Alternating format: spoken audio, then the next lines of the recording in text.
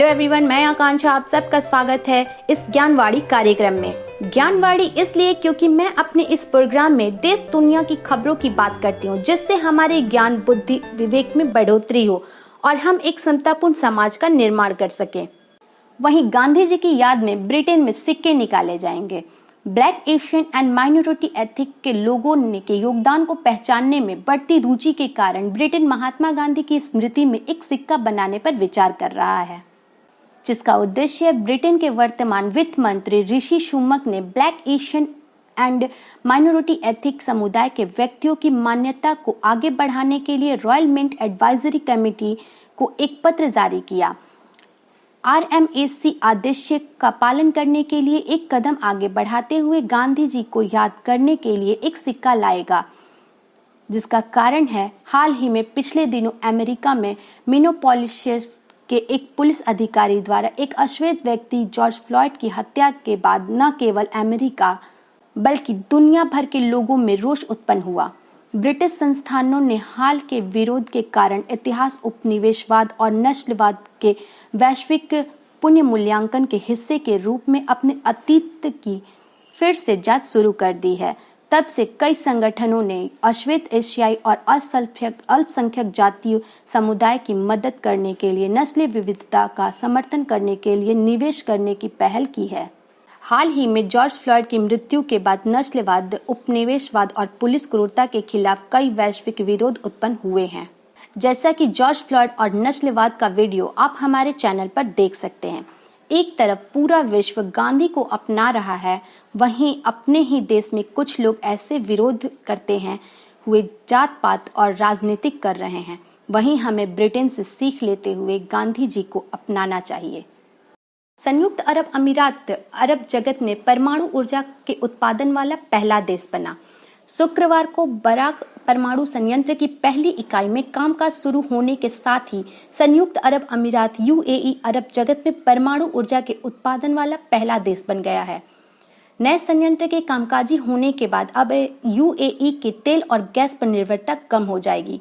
UAE के परमाणु ऊर्जा निगम ने एक वक्तव्य में बताया कि आबू धाबी के अल दाफरा क्षेत्र में स्थित बराक संयंत्र में शनिवार को परमाणु ऊर्जा का उत्पादन शुरू हुआ। दक्षिण कोरिया टेक्नोलॉजी से युक्त इस संयंत्र से UAE की 25% बिजली जरूरतें पूरी होने की उम्मीद है।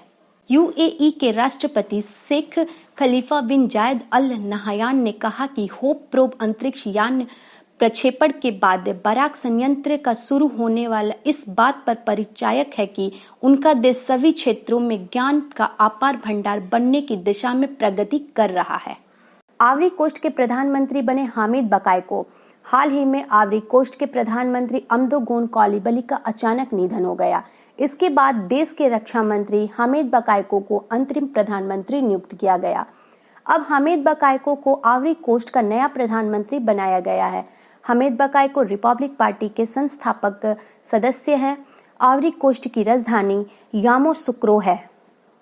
ब्रिक्स पर्यावरण मंत्री की छठी बैठक में रूस ने अध्यक्षता। हाल ही में ब्रिक्स पर्यावरण मंत्री की छठी बैठक का आयोजन किया गया, जिसकी अध्यक्षता रूस ने की है। इसमें भारत सहित चीन, ब्राजील, दक्षिण अफ्रीका, रूस देशों ने हिस्सा लिया। यह आयोजन वीडियो कॉन्फ्रेंसिंग के माध्यम से किया गया है। इसमें भारत की ओर से केंद्रित पर्यावरण मंत्री ने हिस्सा लिया है। अगले वर्ष 2021 में इसकी अध्यक्षता भारत करेगा।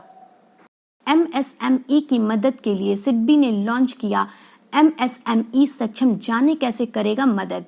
सिडबी ने लॉन्च किया MSME सक्षम, हिंदी और अंग्रेजी में उपलब्ध इस पोर्टल के जरिए छोटे कारोबारियों को मदद मिल सकेगी। नई दिल्ली सूक्ष्म, लघु एवं मध्य उद्यमों के लिए भारतीय लघु उद्योग बैंक के लिए ट्रांस यूनियन सिविल के साथ मिलकर MSMI सक्षम पोर्टल शुरू किया है।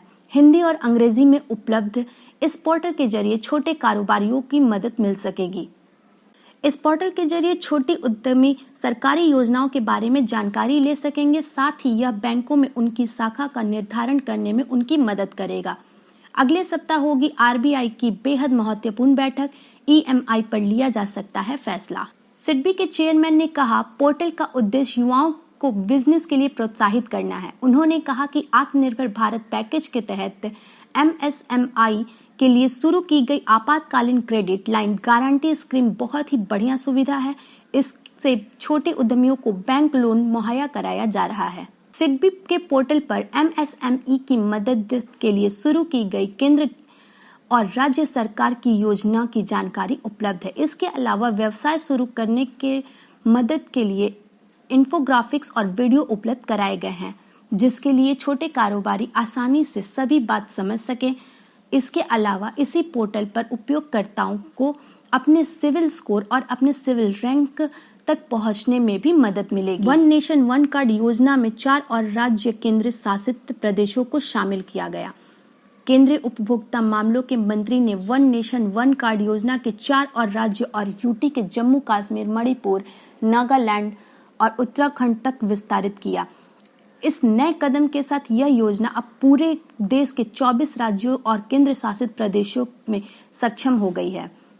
योजना one nation one ration card योजना के तहत देश के अपने स्थान की परवाह किए बिना राशन कार्ड धारक अपने राशन कार्ड के माध्यम से राष्ट्रीय खाद्य सुरक्षा अधिनियम के तहत राशन का लाभ उठा सकता है। प्रयुक्त 4 राज्यों के अलावा 20 राज्य पहले से ही इस योजना के साथ एकीकृत हो चुके हैं।